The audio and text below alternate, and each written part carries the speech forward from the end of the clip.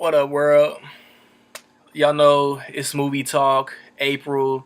Um, I'm talking about the Marvel Cinematic Universe. I'm gonna list my favorite movies from 9 to 1. There's only been 9 movies. Can't leave any out. I guess I could do a top five, but what's the fun in that? Um, if you've been following this series of videos, in December I did Paul Walker. In January I did Martin Scorsese. In February I did Philip Seymour Hoffman. And in March, which I just posted like a week ago, I did Arnold Schwarzenegger. Clearly I'm doing this because Captain America: The Winter Soldier just came out. So I mean, without further ado, man, let's roll right into this shit. Number 9, Iron Man 3. Um, if you've seen Iron Man 3, like Shane Black is like has written, starred in shit some action classics: Predator, Lethal Weapon, Lethal Weapon 2, The Last Boy Scout, Long Kiss Goodnight. And his first movie he directed was Kiss Kiss Bang Bang with Robert Downey Jr. So I mean, you would think he's gonna come in and make this a badass movie. Nah, man, like Jon Favreau should have dropped what he was working on and did Iron Man 3. I don't know, maybe it was Marvel and the paycheck, but the Mandarin, from what I understand, is the leader of the group that kidnapped Tony Stark in the first movie, and they like completely ignored that shit. Ben Kingsley was advertised as just a badass terrorist. I'll fuck you up because I feel like it. He ended up being an actor, a puppet, the face of who they wanted the Mandarin to be, while Guy Pearce was really the Mandarin. And he was like his evil, I guess, was initiated from a blow off by Tony Stark before the first movie even took place. So yeah, just and the post credit scene was weak as fuck, man. But this one was just hey, let's do something real quick and try to be funny. It wasn't important at all. At number 8, I got Thor. Thor is not a bad movie. Thor, he's mad cocky. He goes on these missions with his team from Asgard to the ice creatures. I forget their names. And that's where Loki really came from. I remember that shit. And you got Loki. He's double crossed Asgard. He's keeping Thor banished on Earth as long as he can. And Thor has to do some self searching on his own. He can't even lift his hammer at the time. And you got Shield and you got Coulson just acquiring and investigating all the research that Natalie Portman and Stellan Skarsgård and Kat Dennings have been doing. Idris Elba's in it, Rene Russo, Anthony Hopkins, directed by Kenneth Branagh. Like, Thor is not a bad movie. I just feel like it was the weakest Phase 1 movie. The post-credit scene was the dopest part, man. It helped set up the Avengers. Number 7, I got Iron Man 2. And Iron Man 2, from what I understand, was rushed. Disney, Paramount, Marvel, they basically told Jon Favreau, it's so probably as soon as he wrapped up Iron Man 1, we need a sequel within 2 years. 'Cause Marvel's Phase 1 clearly called for a Iron Man sequel. And yeah, like I could see how Marvel was pushing Iron Man to be the most popular Avengers character, and it worked. You know what I'm saying?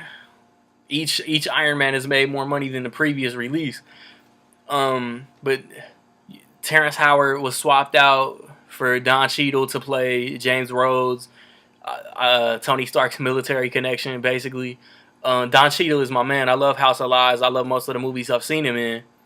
And you had Sam Rockwell kill it as Justin Hammer, who was basically the main villain, while Whiplash was just a puppet. But Whiplash had true beef with Tony Stark. I feel like Whiplash is the best villain that has been in any of the 3 Iron Man movies. I like Iron Man 2 more than the masses. Iron Man 2 catches a lot of hate, but like I said, I liked it. And the post credit scenes ended up setting up Thor, and it kind of like showed how Iron Man 2 was a perfect example of how the Marvel movies take place at the same time, because Thor got banished to Earth and his hammer landed in the middle of the desert while Iron Man 2 was going on. At number 6, I got Thor: The Dark World. Thor: The Dark World, once again, like, it's low on my list, but that's because all the Marvel movies are so dope. Like, it had a weak villain. Loki was there basically to sell tickets and be in the commercials and get people with asses in seats and shit.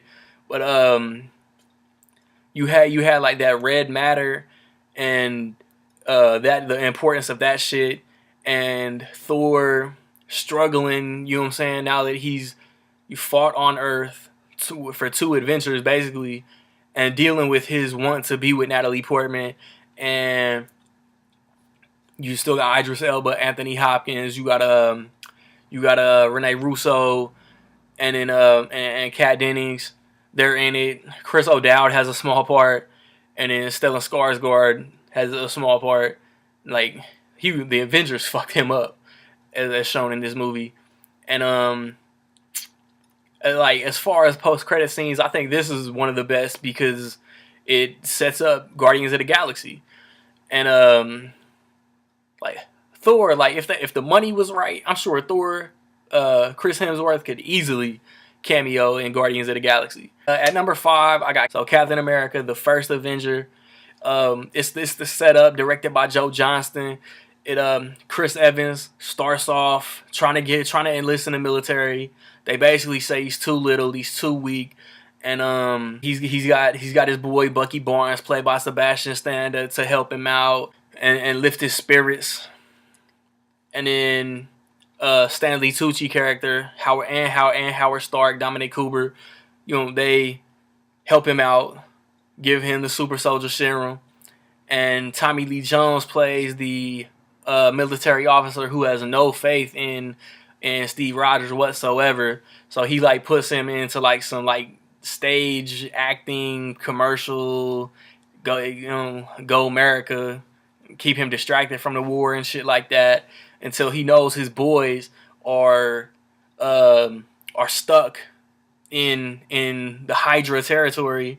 So he has to go rogue basically, and I mean, it did its job, you know what I'm saying? A lot of people shit on this movie like it wasn't one of the stronger movies. I loved the first Avenger. The way it led into the Avengers and showed how he got to present day was dope as hell. Hugo Weaving is always a dope ass villain. Come on, like, if you cast Agent Smith in a movie, he's going to shut it down. Yeah, like Red Skull was a solid villain. Bucky Barnes' role was more important than we thought it was 3 years ago, and I thought it was a dope ass lead into the Avengers. Number 4, and in my opinion, the most underrated Phase 1 movie, the most underrated Marvel Cinematic Universe movie, is The Incredible Hulk. Edward Norton plays Bruce Banner. The Hulk, in my opinion, looks way better than he did in the Eric Bana Hulk, which I don't think is related. Like, the Eric Bana Ang Lee Hulk has no connection to the Marvel Cinematic Universe, but as far as The Incredible Hulk, they summarized the Ang Lee movie in the credits, which leads to Bruce Banner, you know what I'm saying, secluding himself in South America, which some contaminated beverage leads Thunderbolt General Ross to find him, which leads the Hulk back to the Americas to what's Samuel Stern's villain that he ends up becoming, like not the leader, I don't even know, but I can't think of that shit. Tim Roth was dope as the Abomination, and like I said, man, this movie is underrated. I think it's dope as hell, and I would have loved to have seen Edward Norton be the Hulk in the Avengers. Didn't happen. We got Mark Ruffalo, who killed it, and I want to know what is the holdup on a Hulk solo sequel, because from what I understand, if a studio like New Line, they made 3 Blade movies. Blade Trinity was the last release, so the rights to Blade after 10 years go back to Marvel. 2014, they got the rights back to Blade, which, if I'm not mistaken, as with Daredevil, I think Marvel's doing a Netflix series. Maybe not though. I might be wrong, but the last Incredible Hulk came out from Universal Studios in 2008. So in 2018, I think is the soonest we're gonna get to see like a World War Hulk, a Planet Hulk solo movie that is integrated into the Marvel Cinematic Universe, just because of that 10-year shit. If anybody knows anything else as to why we're not getting a Hulk sequel yet, comment, let me know. Tell me if I'm wrong, please, because I want to know facts as to why a Hulk sequel is not getting put into production. Number 3 is the most recent Marvel Cinematic Universe release, man. Captain America: The Winter Soldier. This movie shows, like, it's Chris Evans' third appearance as Captain America. He is Captain America the way that Robert Downey Jr. is Iron Man. Just the cast, man. This cast was so strong, man. Scarlett Johansson, Samuel L. Jackson, Robert Redford, Sebastian Stan, Emily Van Camp, Anthony Mackie, man. Like Captain America has his war machine in the Falcon. Anthony Mackie killed that shit from the very beginning. On your left, if you've seen the movie, you know what I'm talking about. Just the Winter Soldier is one of the most badass villains in the whole universe. If he was to eventually end up in an Avengers movie the way Loki was, it would be cold-blooded. I mean, without going too much into the movie, since it's so fresh in theaters, it surprised me that it was so good and made it so high onto this list. And the post-credit scenes, there's two. One of them sets up Avengers: Age of Ultron, and the second one is directly related to the Winter Soldier movie. So stay all the way. Like, Marvel fans should know not to get up out of their seat until the credits are completely over. Even if ushers are trying to rush you and clean the theater. Number 1 and 2, they could flip-flop. But the way that I have them, you know what I'm saying, is my opinion. One of these movies is the reason why we're here, period. And one of these movies was the payoff for why all these movies even came out. So number 2 is the first Iron Man. 2008, man, Marvel took a risk because Iron Man wasn't a well-known character when this movie first came out. And Robert Downey Jr. wasn't an in-demand star when this movie first came out. And in the summer dominated by The Dark Knight, Iron Man did not get slept on at all. Like, this was the third highest grossing movie of 2008, if I remember correctly, while The Dark Knight was number 1. The creation of the arc reactor, the creation of the Mark 1, Jarvis, Pepper Potts, man, Obadiah Stane, man, Jeff Bridges killed it. Like, he didn't have as big a role as a villain as I would have liked to have seen, but he killed that shit. Terrence Howard, like, I think financially, or he was difficult to work with or some shit, is why he ended up getting replaced in Iron Man 2. But I would have preferred, like, Don Cheadle is my man, like I said before, but Terrence Howard was in the first one. I would have liked to have seen Terrence Howard ride throughout the series, especially with the rumor coming that War Machine might pop up in Age of Ultron. Like I said, like, this is the movie that got the whole cinematic universe, you know what I'm saying, pushing forward, and the reason why I'm even sitting here doing this video right now, man. So that brings me to number 1. The only movie I haven't mentioned, clearly, The Avengers. And in another movie, in another summer that could have been dominated by Batman, The Avengers, the whole payoff for Phase 1. Like, Loki was fucking shit up in Thor. Loki was fucking shit up in The Avengers. Like, he was way more dominant, and he was way more devastating, and just, he had Hawkeye like fucking with him from Jump Street. I mean, The Avengers is 2 years old, man. If you haven't seen The Avengers and you mad I'm spoiling some shit, you fucked up, man. Go get on Netflix. Just performances by everybody. Like, you would think with all these stars, Samuel L. Jackson, Robert Downey Jr., Chris Evans, Mark Ruffalo, Scarlett Johansson, Jeremy Renner, Tom Hiddleston. you would think that somebody would get shorted on screen time.